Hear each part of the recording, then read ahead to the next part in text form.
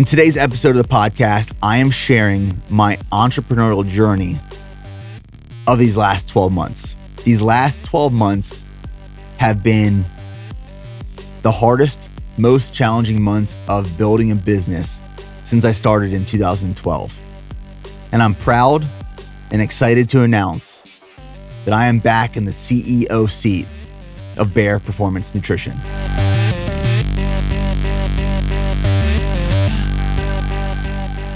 You know, the main reason I want to record this podcast is to share my experience as a founder, as an entrepreneur.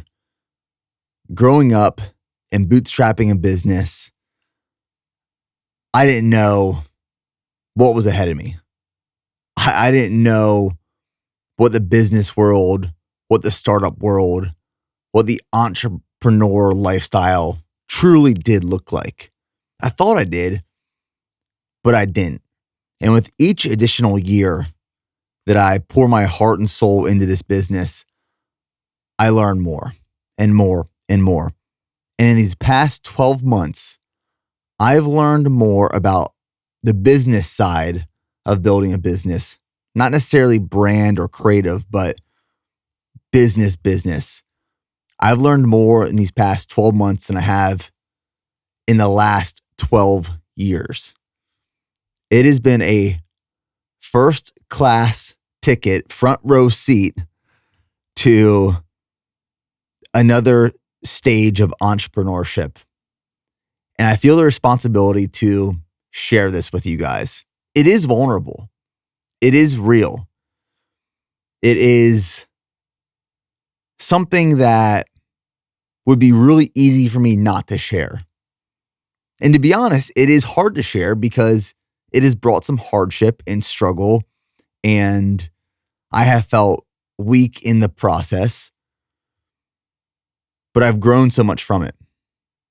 And I want to share that with you guys, especially for these young entrepreneurs that are listening to this podcast or who follow me on social media, because if I would have known some of this stuff or been exposed to the business side of business as I was building BPN, I potentially could have saved a lot of time, money,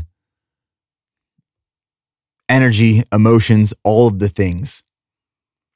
And another reason I want to share this story of the past 12 months of my life, me, my family, and BPN as a whole, is because I want to set the record straight. Because in this podcast episode, I am announcing that I am moving back in. I have moved back into the CEO role of Bare Performance Nutrition, which I am extremely excited about. I'm very proud. I'm very excited. I haven't had this much creative energy since, honestly, 2019. And my family and I are moving back to Texas. We've been in Nashville almost 6 months now, and we did think this was going to be our forever home. But things change. Life throws you curveballs sometimes, and the only thing you can do is sit back on that right leg, wait for that pitch to come in, and swing. You adapt, you pivot. That is what life is all about. So I want to share my journey and story with you guys to set the record straight, because I know what could happen is I announce I'm coming back as the CEO. Me and my family are moving to Texas. Rumors spread. The right story isn't shared, and assumptions are made. So that's why I want to put it all out there and share with you guys. But with that being said, I am back in the CEO role of Bare Performance Nutrition after taking 1 year away from that role. And thankfully, and I'm very grateful and appreciative that Kat Thomas served as our CEO for that year. Extremely helpful. And again, very grateful for everything Kat has done for the business. But now it's time for me to move back as the Chief Executive Officer of BPN. My family and I are going back to Texas. And what's crazy is I get chills about this. On December 21st, 2023, I posted this manifesto on my Instagram account. And a few days before that, I typed up this manifesto and I shared it with the entire organization, the employees, the staff of BPN. And on December 21st, 2023, I did not plan, anticipate, or expect to be moving my family back to Texas or be the CEO of BPN again. But the manifestation of this manifesto gives me chills because of where I'm at right now and what we're about to do and the energy that I have going into this next chapter. And I'll read this for you. Again, December 21st, 2023. 2024 is going to be different. This is the year we show up as our true, authentic, unapologetic self. It's how BPN started, and it's how we were built. You can't buy brand, story, mission, or vision. It has to be created. It's forged through hardship. It's born by toughness. We fuel performance. We fuel individuals through training, supplements, nutrition, education, content, motivation, and by showing them how to be tough. Real toughness is not about callous bravado, but instead about the ability to navigate difficulty with grace and an unwavering focus on what matters. We have changed lives, transformed from rock bottom. That is the power of going more. It has saved people from their lowest of lows, and that responsibility should not be taken lightly. I'm not here to follow a blueprint or build a business based off of what has been done before. I'm here to pave a path. We're pioneers. We lead from the front, trailblazers. Let's take everything we learned in 2023, the good and the bad, the wins and the losses.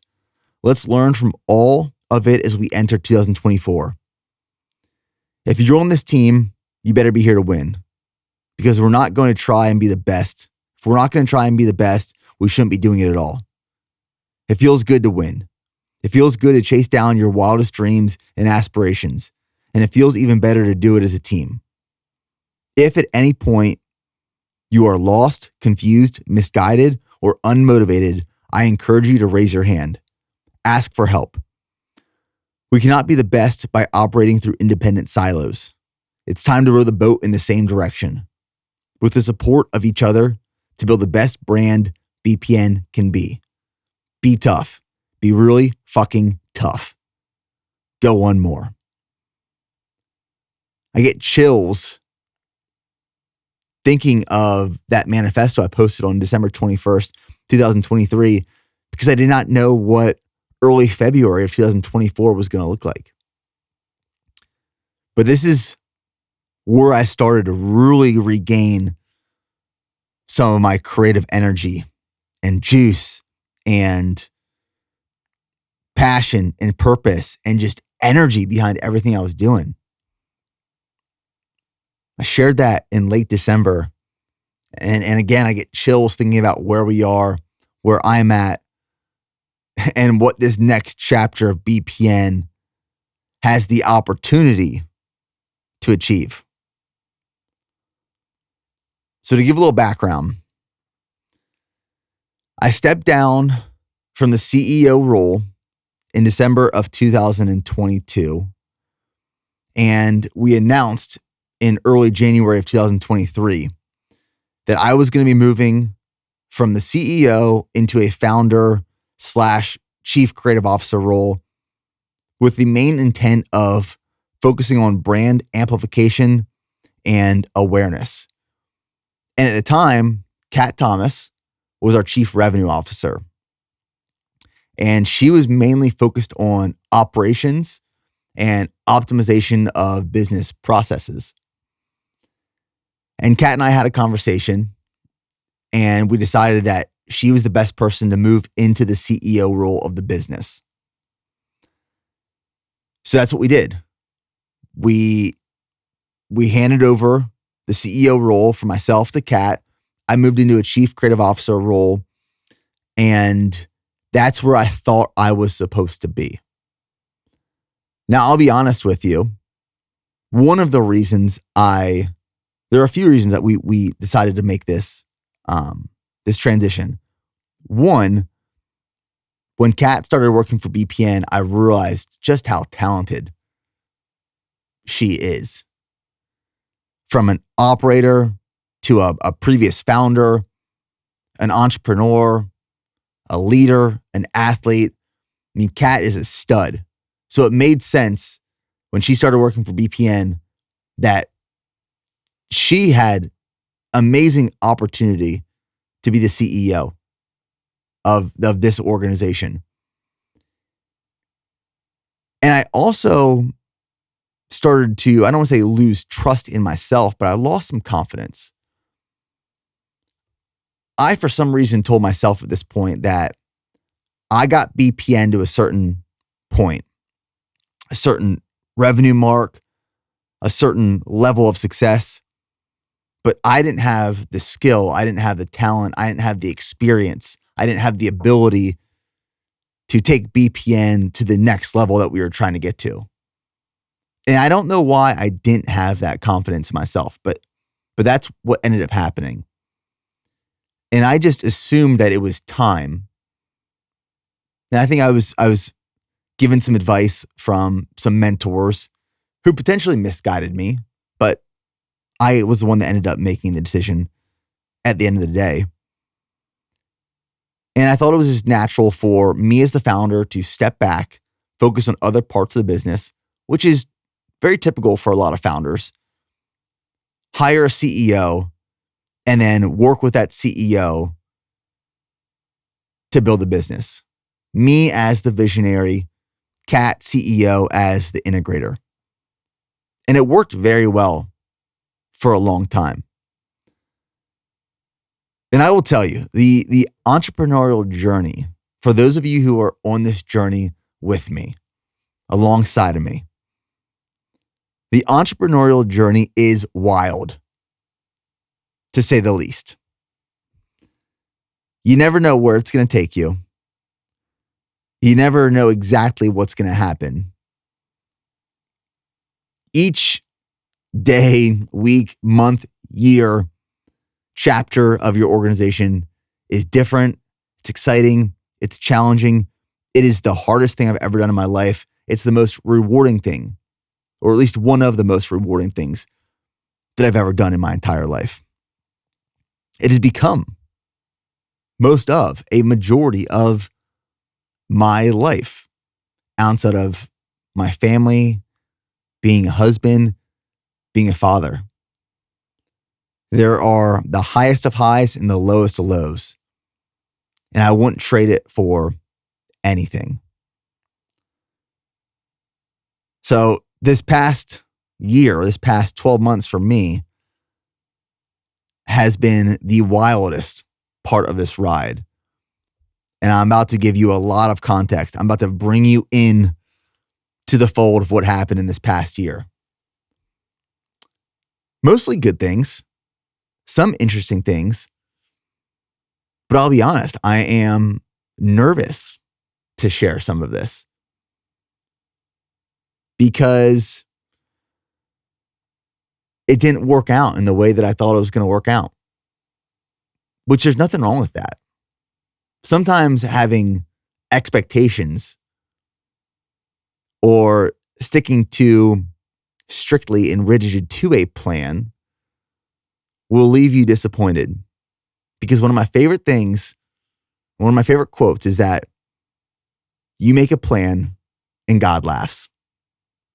And I find that pretty funny. But before we dive into the full context of these past 12 months, I do want to thank Kat Thomas for leading BPN over these last 12 plus months as a chief executive officer of Bear Performance Nutrition. I am so grateful, appreciative, proud of everything Kat did for BPN. But it is now the right time for me to move back into that position. And I'm grateful that Kat and I could have a really understanding conversation about that. And I'm excited for this next part of the entrepreneurial journey. So here we go. Let me take you back to the end of 2022. Let me just paint you a picture, provide some context. By the end of 2022, I had reached complete burnout. And I thought many times before this that I reached burnout, but in reality, I was just overwhelmed, overworked, tired. But, now in retrospect, I can say end of 2022, I was burnt out, and I was burnt out for most of 2023. I didn't necessarily slow down. I didn't stop. I mean, if you look at 2023, a lot happened. We did a lot. Competed in a bodybuilding competition, ran the last man standing race in Pineland Farms, Maine, PR'd my marathon at CIM with a 2-hour, 39-minute marathon PR, moved my family in a small team from Texas to Nashville, Tennessee, set up our office here. We relaunched the podcast under the Nick Bear podcast, which was previously the Bear Performance podcast. My daughter has reached 18 months of age. We did a lot in 2023, but I was burnt out and I was running on fumes. And even though I was running on fumes, I kept pushing and pushing and pushing. And that made me potentially make some wrong decisions or not so wise decisions that I normally would have navigated differently. But here I was, 10 plus years into bootstrapping a business, and Charlie was born around this time frame, which rocked my world in all the right ways. It put life into perspective. I realized I didn't want to work as much as I once was working. I also realized how much I was working. I realized how much I was neglecting my wife, Steph, from working so much. But when Charlie was born, my eyes just opened up to the way that I was approaching life, the way that I was approaching family. And I tried to balance full-time entrepreneur, CEO, new dad, husband, leader of an organization, leader of a family, content creator. And it just became a lot for me. And I was burning the candle at both ends, and I burnt out pretty hard. And that is where I was at the end of 2022. The only way to describe it is it was a really tough place.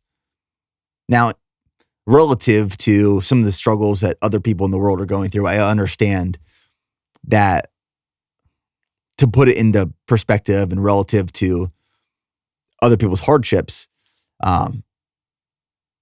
it is what it is. This was something that was self-inflicted and could have been fixed and solved potentially in other ways, but I just didn't navigate it the right way, I guess. So I burnt out around this time. And as the founder of a company, all of your net worth is tied up in the company. And the only way to monetize in a meaningful way is through some type of liquidity event.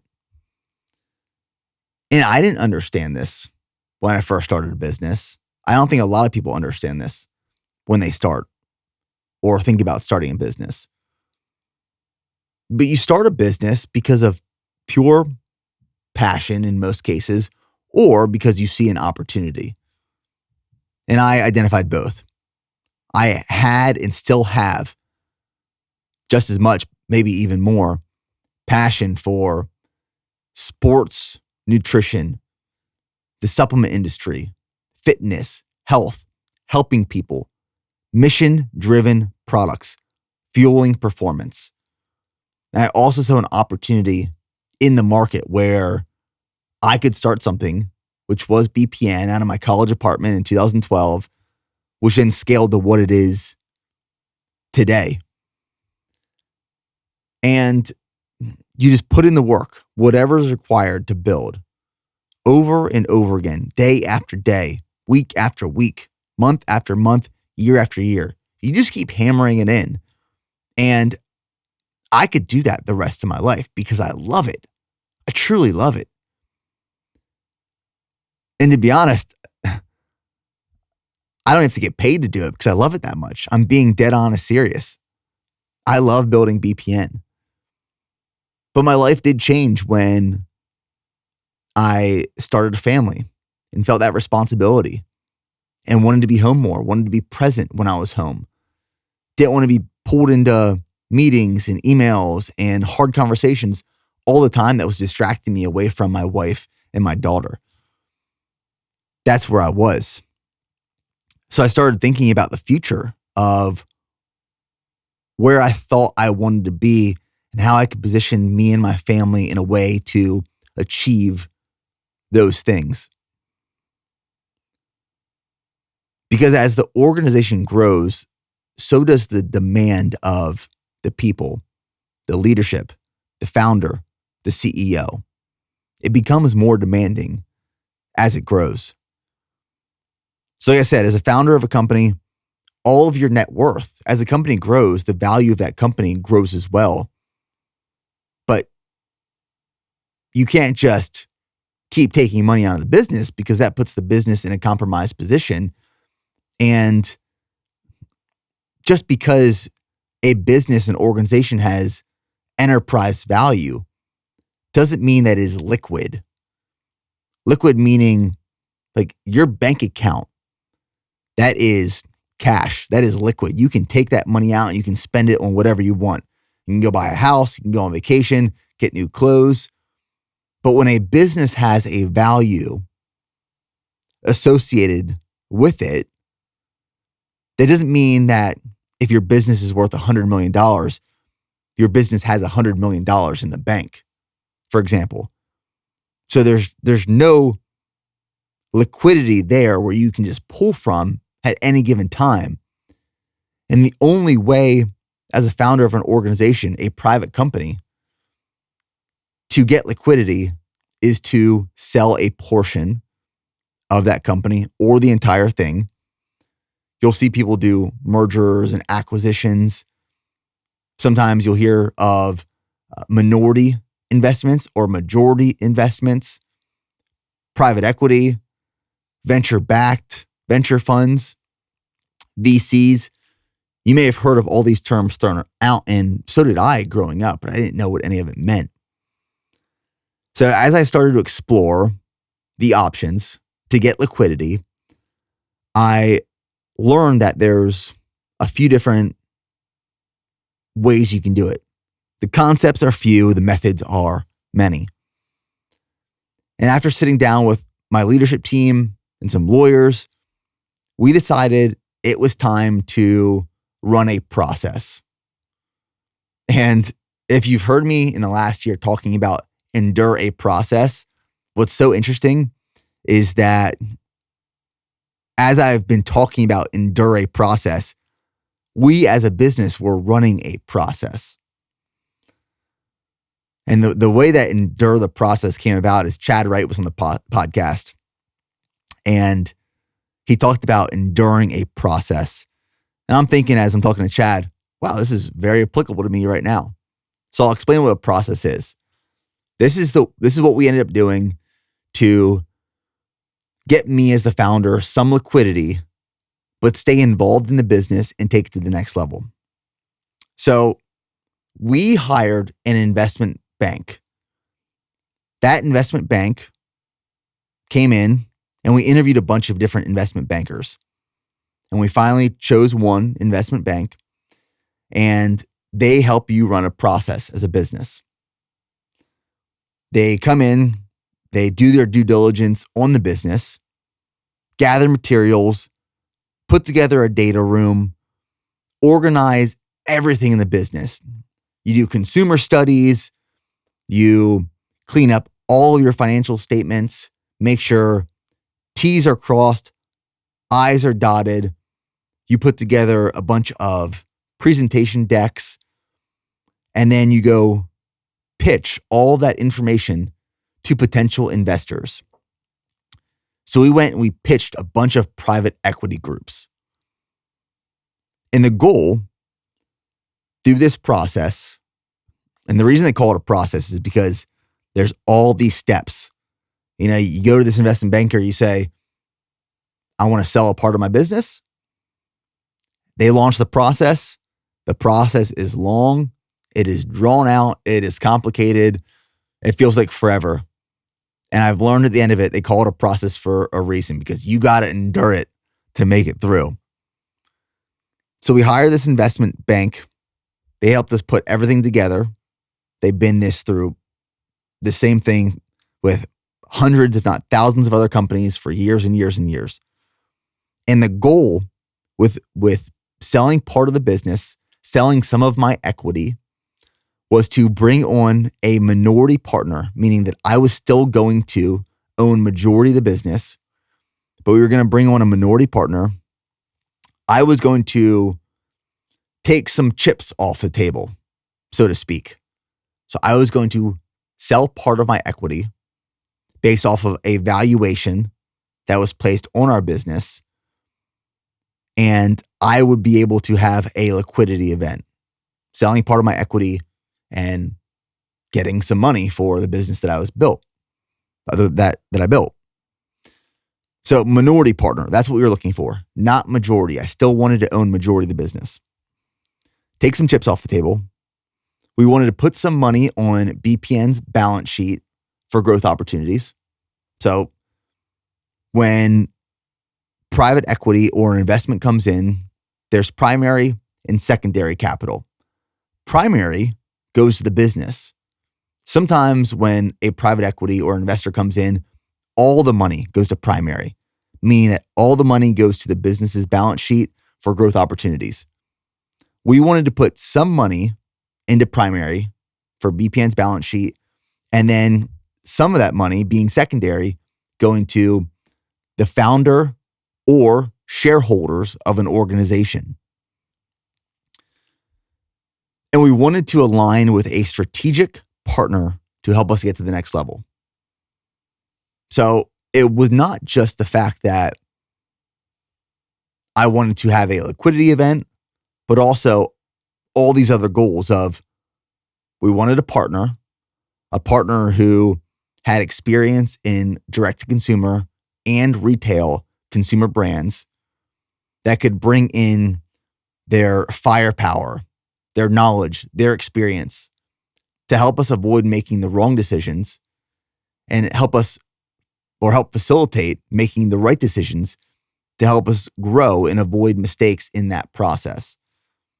So there were a lot of goals. There were a lot of reasons for running a process with an investment bank in the hopes of aligning with a strategic private equity partner. And like I said, they call it a process for a reason. So what happens is you start working with this investment banking group, you put together all the materials, you then go and pitch or have conversations with these groups, these people. And it starts with a wide net, and you essentially are speed dating. I mean, Kat and I went to a few meetings out in LA where you literally sit at a table the entire day, and private equity groups spend 20 minutes of time with you. And one group sits down with you, you have a conversation with 20 minutes, they get up, move to the next table. Another group comes in, sits down, talks to you for 20 minutes. They get up, move to the other table. This one day I remember in LA, we probably went through 20 groups in a day. It was a long day, and this room was freezing. And I remember Kat and I were starving midway through this speed dating round with private equity groups. And one of the groups was a no-show. So we had like 20 minutes and we like sprinted out of this room, went and found food, stuffed our faces with as much food as possible, got back to the table for the next group. I'll never forget that. And after you do this speed dating round, there's attrition in groups. Some of these groups are interested in your business. Some are not. Some of these groups you are interested in partnering with. Some you are not. So some move to the next round based off of their preference and your preference. You have more conversations. And then IOIs come across, which is an informal bid saying this is where we value your business and this is what we want to invest. This is the amount of equity that we want to assume. This is how we would loosely structure it. And then from there, you choose a few of those groups that you are further interested in.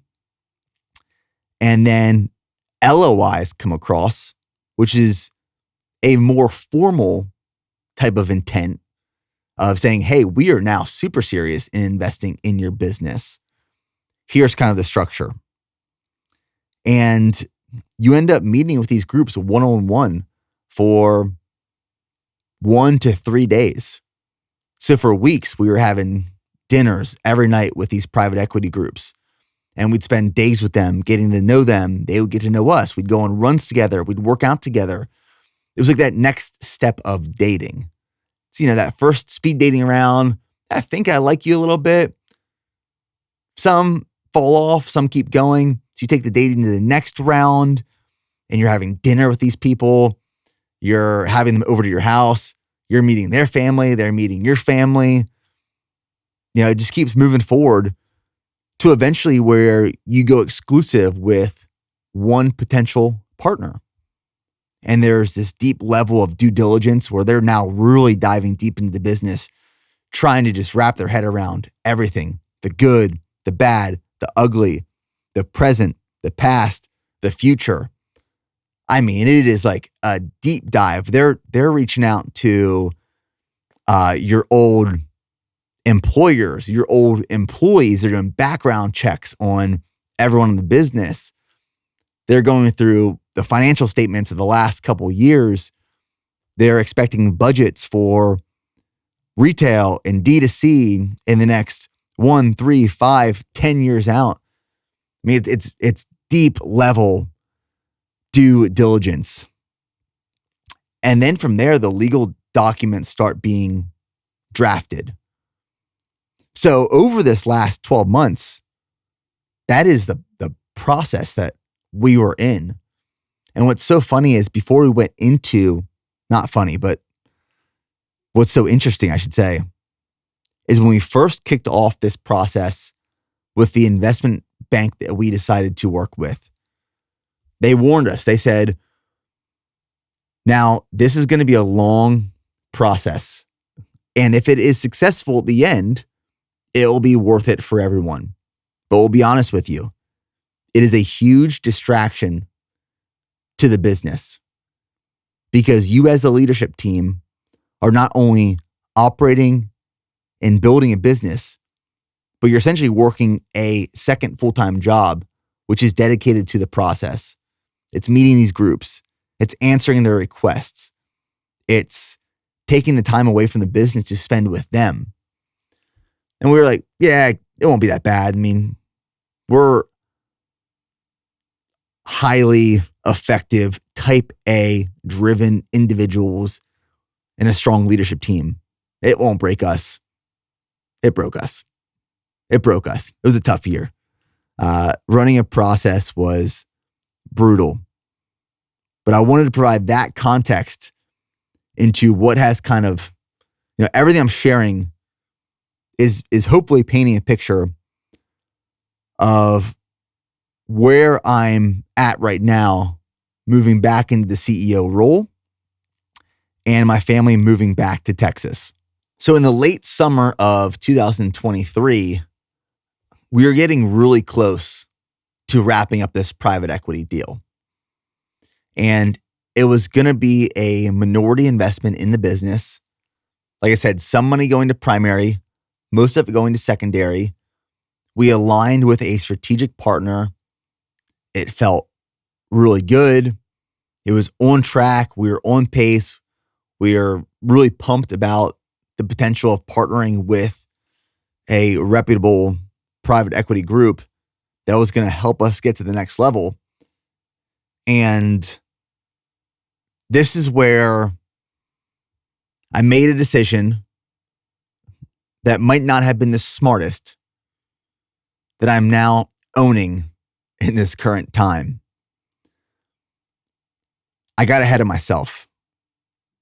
And a few weeks ago, I shared this lesson that is very applicable to this story right here. I said, just because you endure a process doesn't guarantee a successful outcome. Just because you endure a process doesn't guarantee a successful outcome. I thought that the deal was a done deal based off of where we were in the late summer of 2023. That was the ignorance to my inexperienced entrepreneurial journey. And I should have known better, because everyone told me deal's not done until wires are sent and documents are signed. So I was like, all right, I'm a forward thinker, backwards planner. We're going to do this private equity deal. I'm going to sell some of my equity. We're going to bring on the strategic partner, and then we're back to building, and we're going to blow this thing up. We're just going to explode. So I'm already forward thinking, backwards planning. All right, what does this look like for me and my family? Me and Steph have always wanted to move to Nashville. When I met Steph in 2017, she was living in Nashville. We're both from up north. We love the seasons. We wanted to be closer to family. We saw this as an opportunity to make this move. I was now at this point out of the CEO role in the business, just focused on brand amplification and awareness. So we decided to move to Nashville, bring a small creative team, and secure a foothold in Middle Tennessee, and start exploring business opportunities with BPN here in Nashville. I saw it as a creative reset, new opportunities, time and space for clarity in this next chapter. And to be honest, I really didn't know what it was going to look like, but I was very optimistic because, as I told you, the first half of 2023, I was really burnt out. And towards the summer of 2023, I started to regain some of this energy. And it's because I was out of the CEO role of the business for, about 6 months. And I was just focused on more creative content, awareness, working with the brand team. So it felt like the right time to move to Nashville and get ready for this next chapter of BPN. I got ahead of myself. And like I said, just because you endure a process does not guarantee a successful outcome. And at this point, to give some context, back in Texas, the BPN team was doing well. They were crushing. Obviously felt the demands from not only the business growth, but in full transparency, everyone felt the demands of the process and the due diligence requests and stress of trying to get this deal across the finish line before the end of 2023. And once fall of 2023 hit, there started to be some signs that the deal wasn't moving in the right direction based off of things that we wanted as the company, based off of things that the private equity group wanted as the investor. And we anticipated this. We were warned going into the process, the closer you get to the finish line, being that docs are signed, wires are funded, partnership is official, the closer you get to completing that process, the harder it gets, the more stressful it gets. So people start asking for things they normally wouldn't ask for. People start showing some of their true colors that they didn't show maybe the weeks and months leading up to. And it gets very challenging towards the end. So days before I went and ran the California International Marathon, where my goal was to run sub 2 hours and 45 minutes, I got a call. It was a late night call from our managing director of the investment bank that we were working with. It was around 10 p.m. And he called me and he let me know that the deal fell apart. It wasn't going to be moving forward. We were not going to get it across the finish line, at least in the near future.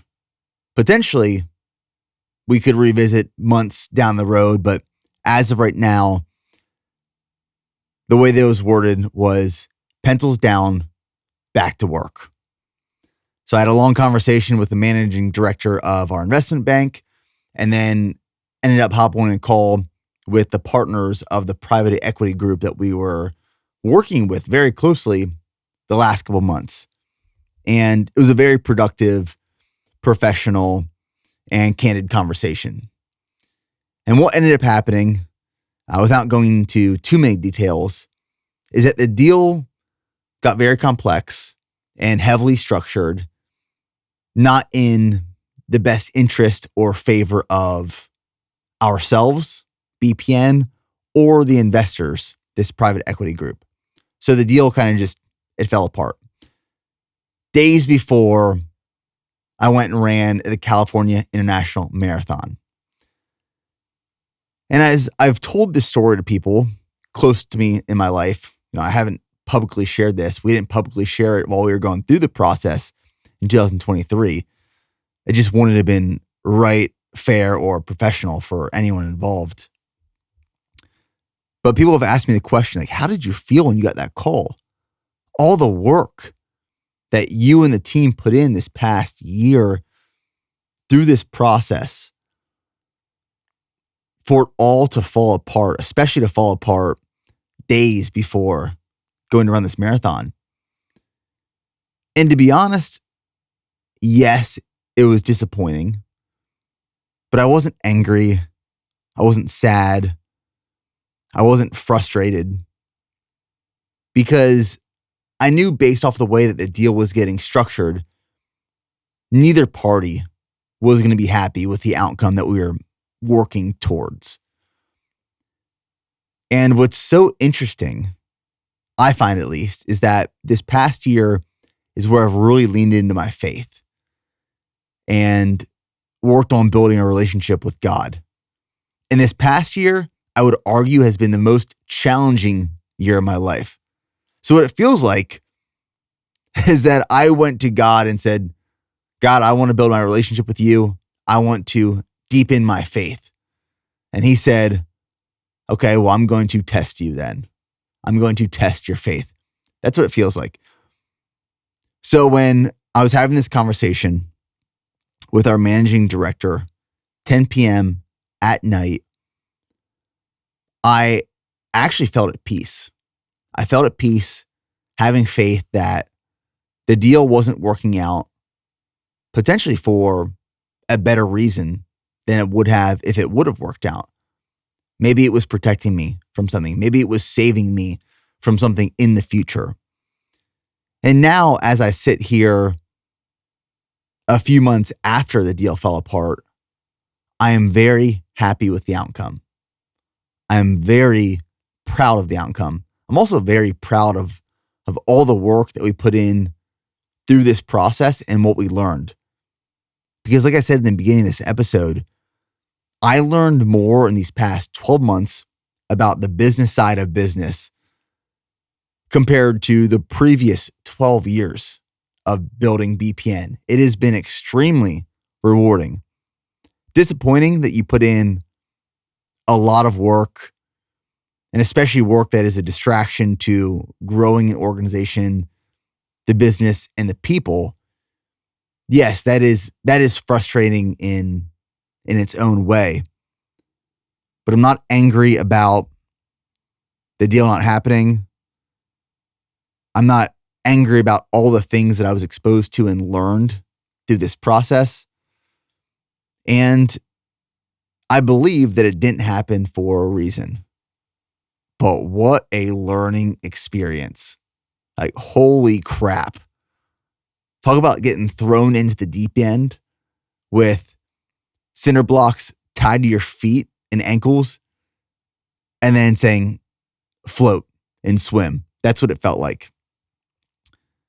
But towards the back half of this process wrapping up, I mean, it became more demanding, not just on myself, but the leadership team and the business as a whole. And the schedule got absolutely wild, where when we first engaged the investment banking group and then went exclusive with this private equity group,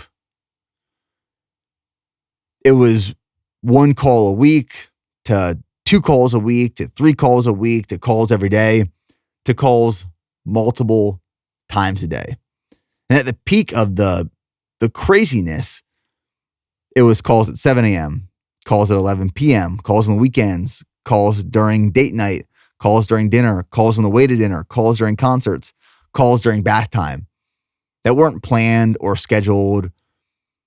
It was just very reactive conversations of fighting fires and blocking and tackling in order to move the process forward. I mean, I vividly remember being at a concert with Steph. It was shortly after we got to Nashville. It was at the Ryman. It was a Warden Ziders concert. And we were super excited about this concert because Warden Ziders is actually from where I grew up, in the area code being 717. So if you ever see him playing concerts and he's wearing a 717 hat, that was my area code in central Pennsylvania growing up, which is where he's from. And we're at this concert. And while we're at this concert, it was actually the peak of not just my marathon build, but also the process. And I was in and out of this concert the entire time because there were calls coming across from the investment bank, from the private equity group, from lawyers. And I was in and out of this concert constantly. And that's just how demanding the process became, especially towards the end of it. So deal fell apart. In my opinion, retrospectively looking at this entire process and the last year as a whole, best decision for both parties. I can honestly say that. But I went into the California International Marathon with a different type of motivation, a different type of energy. I knew I was going to run sub 245.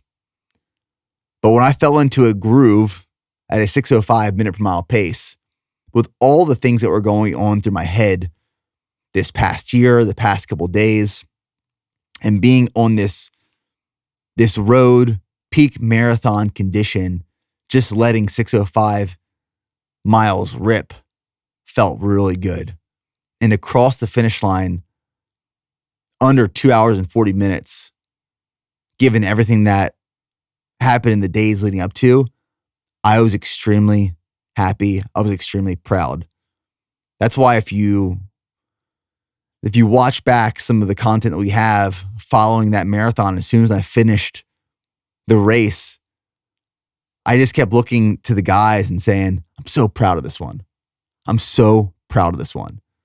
And yes, it was because of the work that went into the marathon build and the marathon prep, but also just the challenge of what 2023 was for me and the team and the business and my family. And crossing that finish line at 2 hours and 39 minutes felt like so much more than just a 2 hour and 39 minute marathon.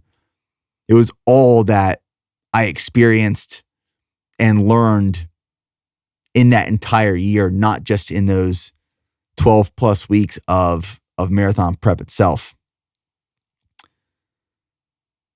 So after me and the team kind of got together after this deal fell apart, we said, what's next? And the answer from everyone in the room was, we're back to building. Next day, after we found out the deal wasn't happening and there was no liquidity event, no investors coming in, we all were like, we're back on track. The distraction from building and operating the business is now gone, and we're back to building, baby. Back to building. Now, as I mentioned, one of our goals, or a few of our goals, running a process, was to bring on a minority partner, for myself to have some type of liquidity event, take some chips off the table, put some money on BPN's balance sheet for growth opportunities, and align with a strategic partner to help us get to that next level. We didn't achieve those goals that we set out for in this process, but I learned and took away so much more than those goals that we set out to achieve. I've told the team internally this, and I've mentioned this a few times on podcast and on social media. I have more creative energy right now than I have had in the last 4 years. I haven't felt this type of passion and energy and just desire to go since 2019. And what happened in 2019, between 2019 and 2020, is we grew 400%. I feel like, and I can honestly say this, I feel like I have the energy right now that I had in 2019 before we experience a huge growth season, growth chapter. And my key takeaways of going through this process are that I am more capable than I once thought. And you don't have to outsource everything. We're all trying to figure it out. No one is any smarter or better than you. They may have more experience, may have more repetitions at doing something, but it doesn't mean that they are better than you. And I learned that I am more capable than I once thought. One of the reasons that I stepped down from the CEO role in the beginning was that I lacked the confidence in my ability to get the business to the next level. I now have that. I've gained that through this experience. Second key takeaway is to be careful who you take advice from. This is not just applicable to business, but all aspects and areas of life. Third key takeaway is that blueprints are bullshit. There is not one way to do something. Concepts are few, methods are many. My fourth key takeaway was that I love leading people. When I stepped down from the CEO role, and then when we moved from Texas to Nashville, there was a hole that I could not fill. And I tried everything and anything to fill that hole. And I could not figure it out. Something was missing. And I started just thinking back to when I was most fulfilled in areas of my life in the past 10 years. And I thought back to when I was in the Army, when I was an infantry platoon leader, leading 40 soldiers and non-commissioned officers. You know, I loved serving in the Army, not because we got to shoot crazy weapon systems or because of all the training that we did, but it was because I loved leading people. I loved being a part of a team of selfless individuals who are fighting and serving for a mission, a cause, and we're so bought into that mission. I loved that. That's what I loved about the Army. That's what I loved about building BPN in the early days, was finding people who wanted to join the team to fight to win for a cause, a purpose, a mission. That's what I loved in the beginning. That's what I loved about building out the team. And when I stepped down from the CEO role, a part of me died, a big part of me that needed that leadership experience or opportunity was gone, and I missed it significantly. And the last key takeaway from this whole experience, that I had a long conversation with my wife and the team and Kat and Josh, my brother, was that we have to move back to Texas. We have to be close to the business. I have to put myself in a position to lead the team that I love, the business that I spent the last 12 years building, and I've poured my heart and soul into. If I've learned anything from building a business, it's that entrepreneurship is all about problem solving. You're constantly trying to solve problems. That's what I've been doing since I first got started. That's what I've been doing or trying to do in this past year. And I've made decisions that have been good decisions, right decisions. I've made decisions that have been the wrong decisions, that haven't resulted in success or a win. But what we have to do is be decisive, take action, make decisions, and then learn from the outcomes, learn from the consequences, and then pivot, adapt, try again.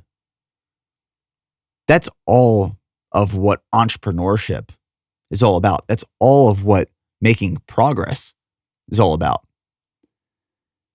And I'm here to take ownership for a lot of the things that happened in this past year. Honestly, I thought that I was making all the right choices and decisions. And maybe I was. Maybe they were all the right decisions. Maybe all of the decisions that I and we made as a team have put us right here, right now, today, in this moment, for all the right reasons. But you'll never know.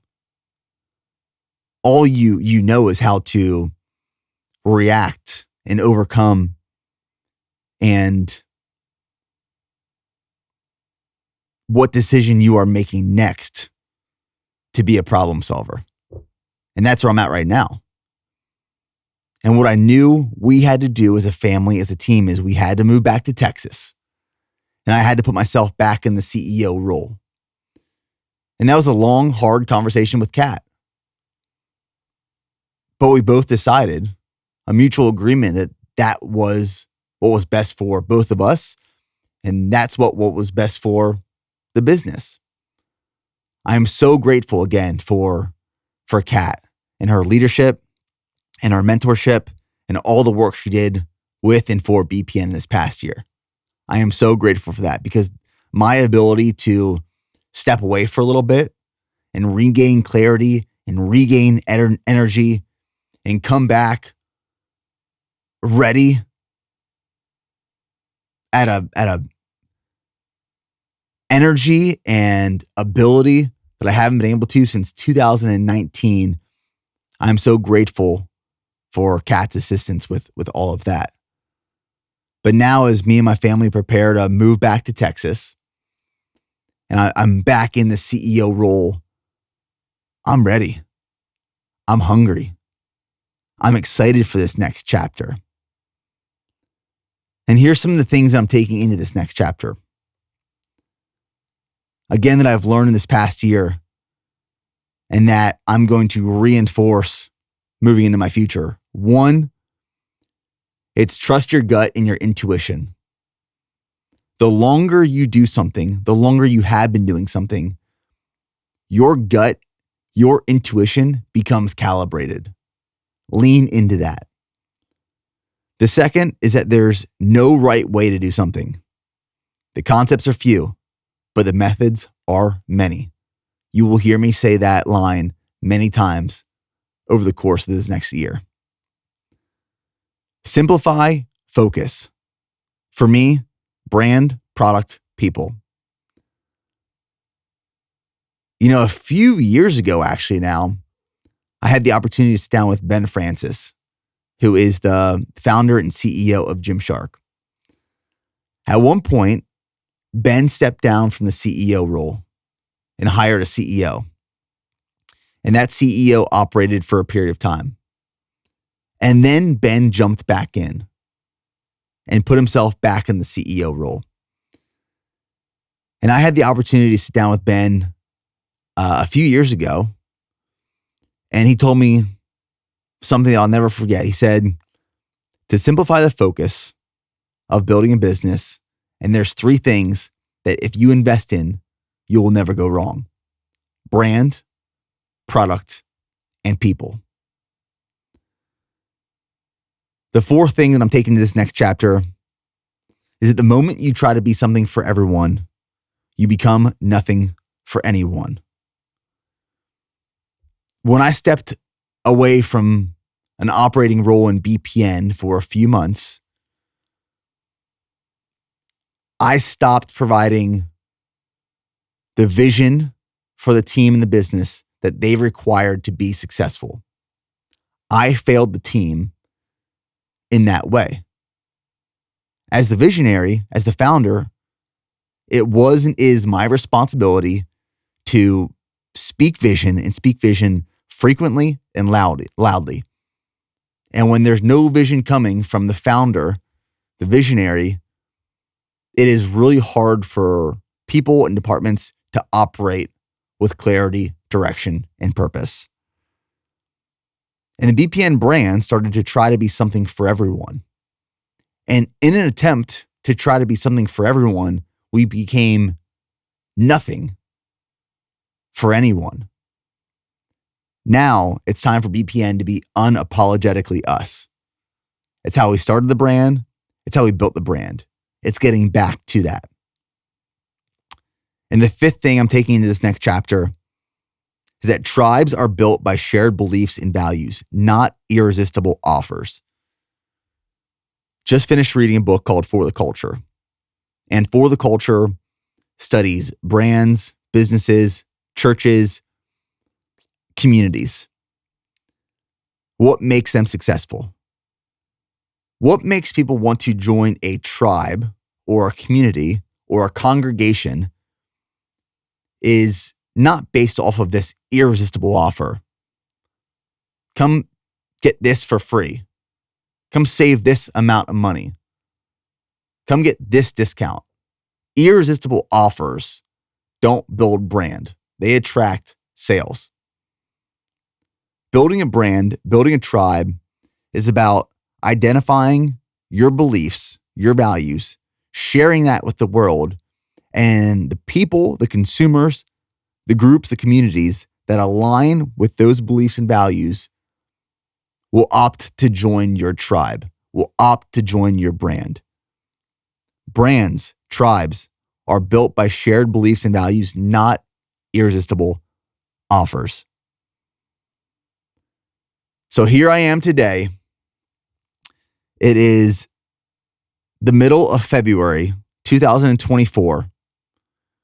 After being out of the CEO seat for a little over a year, I'm back. My family and I are moving back to Texas with the team that we have here in Nashville. We're closing down the office here in Nashville, moving back to HQ. I am proud.